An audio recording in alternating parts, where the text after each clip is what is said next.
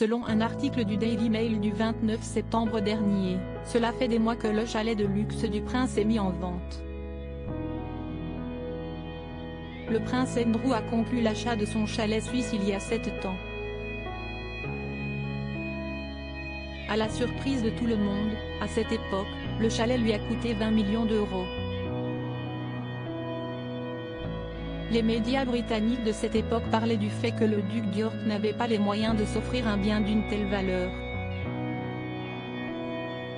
À ce qu'il paraît, si est-il la reine Elisabeth II, sa mère, qui l'aurait aidé à faire l'acquisition du chalet.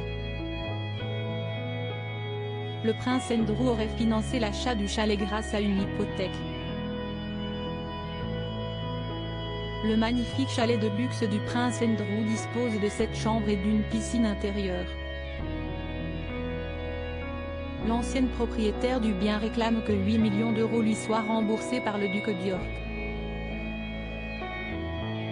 Le prince Andrew est au bord du rouleau, il n'a d'autre solution que de vendre sa propriété, mais il en tire des bénéfices. Effectivement, selon le Daily Mail, le prince a vendu son chalet à un prix plus élevé que son prix d'achat.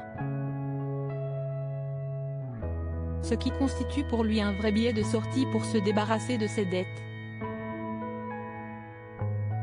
Le prince Andrew et Fergie sont hébergés par la reine Isabelle de Rouvre, l'ancienne propriétaire, a abandonné son action en justice.